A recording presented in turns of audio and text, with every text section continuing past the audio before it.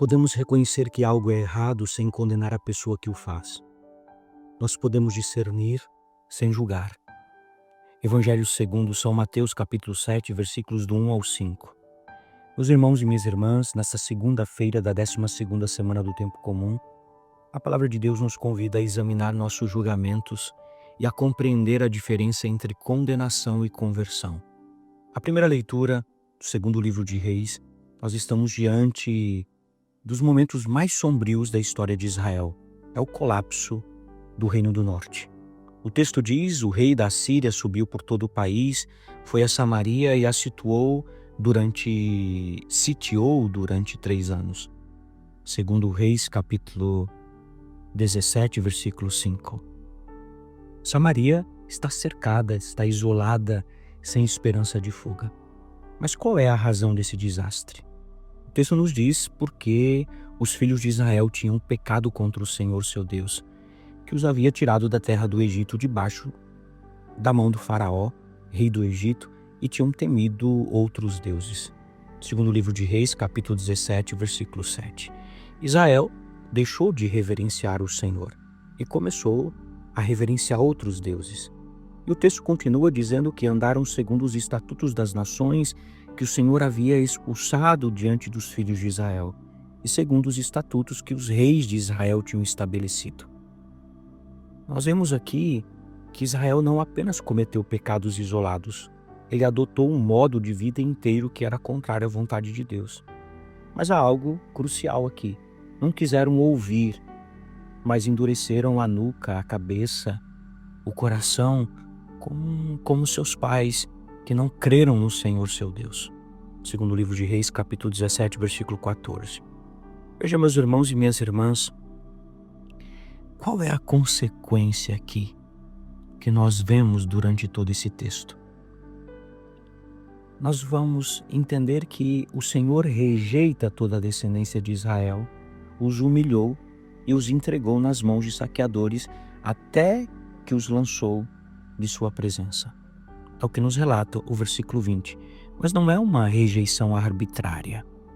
É a consequência natural da rejeição que Israel fez de Deus. Mas há algo importante a notar. O texto não diz que Deus condenou Israel para destruí-lo por puro castigo aqui. Ele diz que Deus o rejeitou porque Israel rejeitou a Deus. É uma consequência, não uma condenação. Deus ofereceu oportunidade após oportunidade através dos profetas, mas Israel recusou ouvir. Veja, no Evangelho de São Mateus, hoje no capítulo 7, versículos de 1 a 5, Jesus nos oferece uma advertência radical: não julgueis para não ser julgados. Nós vamos ver aqui que não é apenas formar uma opinião a questão do julgar, é proferir uma sentença, quer dizer, uma condenação. E Jesus oferece a razão: pois com o julgamento com que julgardes sereis julgados, e com a medida com que medirdes vos será medido. A palavra grega metron, medida, se refere ao padrão que usamos para avaliar os outros. Se nós usamos um padrão severo, esse mesmo padrão será aplicado a nós. Se usamos um padrão de misericórdia, nós receberemos misericórdia. Mas há algo profundo aqui na liturgia de hoje. Nesse evangelho, Jesus não está dizendo que não devemos discernir o bem do mal. Ele está dizendo que não devemos condenar. Há uma diferença crucial nisso.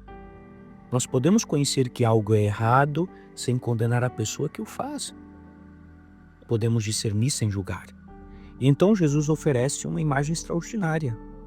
Por que vês o argueiro no olho do teu irmão e não percebes a trave que está no teu próprio olho? São Mateus capítulo 7, versículo 3. Veja que aqui Jesus continua também dizendo e fazendo com que essa imagem, parecendo cômica, mas é profundamente séria. Ele diz: ou como dirás a teu irmão, deixa-me tirar o argueiro do teu olho, ou a trave, quando tens uma trave no teu próprio olho? Hipócrita, tira primeiro a trave do teu olho, e então verás bem para tirar o argueiro do olho do teu irmão. São Mateus capítulo 7, versículos 4 e 5. Aqui o hipócrita pretende ajudar o outro enquanto está cego para seus próprios problemas. E aqui está a conexão profunda entre as duas leituras de hoje, do livro de Reis e o Evangelho segundo São Mateus. Israel foi rejeitado não porque Deus o condenou arbitrariamente, mas porque Israel rejeitou a Deus. Da mesma forma, quando julgamos e condenamos os outros, nós estamos cegos para nossos próprios problemas. Estamos sendo hipócritas. Olha, quando nós lemos esse Evangelho, nós entendemos que o julgamento mata as pessoas. O julgamento paralisa as pessoas, reduz as pessoas a uma condenação que as impede de se levantarem. Quando nós condenamos alguém, não lhes oferecemos esperança de mudança, oferecemos apenas um desespero. E há algo ainda mais importante. Muitas vezes nossos julgamentos severos dos outros refletem julgamentos severos que temos de nós mesmos. Condenamos nos outros aquilo que secretamente nos condena. Denunciamos nos outros aquilo que não temos coragem de enfrentar em nós mesmos. A tradição da Santa Igreja nos ensina, nos sermões, nos escritos de tantos padres dos primeiros séculos, que quando Jesus nos diz para não julgarmos, Ele não nos diz para sermos ingênuos ou para não discernirmos o bem do mal. Ele nos diz para não condenarmos. Há uma diferença, né? Podemos conhecer o que é errado sem condenar a pessoa que o faz. São João Crisóstomo dizia que o julgamento é prerrogativa de Deus, não nossa. Nós não conhecemos os corações, nós não conhecemos as circunstâncias, nós não conhecemos as lutas interiores das pessoas. Como podemos então condenar? O Magistério da Santa Igreja, particularmente na encíclica Misericordia Vultus do Papa Francisco, nesse texto, Misericordia Vultus, nos recorda que a misericórdia é o coração do Evangelho. Não é uma fraqueza, é a força daquele que reconhece que também é pecador, que também precisa de perdão. Há algo ainda mais profundo conectado à tradição hebraica. Na Torá, nós vemos que a misericórdia é o chesed, a fidelidade, a lealdade, o amor fiel, a misericórdia, o rachamim. O julgamento sem misericórdia é injustiça, a misericórdia sem julgamento é permissividade, mas quando o julgamento é temperado pela misericórdia, quando reconhecemos que também somos pecadores, então nós podemos oferecer esperança de mudança. Vejam, meus irmãos e minhas irmãs, se realmente queremos mudar o mundo, nós devemos começar por nós. Devemos remover a trave do nosso próprio olho, devemos deixar de condenar e começar a nos converter. E essa conversão não é baseada em nossa iniciativa, é baseada na ação do Espírito Santo, que nos diz a verdade sem nunca nos fazer sentir condenados. Portanto, nessa segunda-feira, nós somos convidados a examinar nossos julgamentos. Há alguém que estamos condenando? Há alguém que estamos julgando severamente? E somos convidados a examinar nossos corações. Que julgamentos severos temos de nós mesmos? Que condenações secretas nos paralisam? E há uma promessa aqui. Quando nós deixamos de condenar, quando removemos a trave de nosso próprio olho, quando nos abrimos à ação do Espírito Santo, então nós podemos verdadeiramente ajudar o outro. Não através da condenação, mas através da compaixão, não através do julgamento, mas através da misericórdia. A verdade que não condena é a verdade que liberta.